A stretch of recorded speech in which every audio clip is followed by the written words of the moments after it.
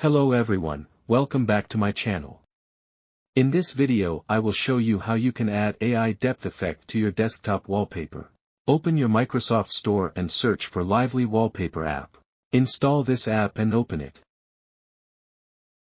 Now click on Add Wallpaper.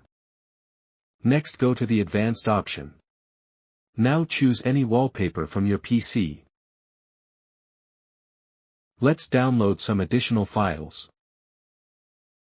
It will apply on your desktop automatically. Let's choose another wallpaper.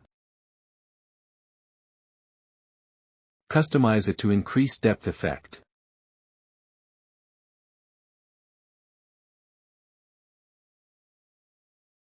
Make sure this will work effectively on higher-end GPUs. Thanks for watching. If you have any queries, please comment below.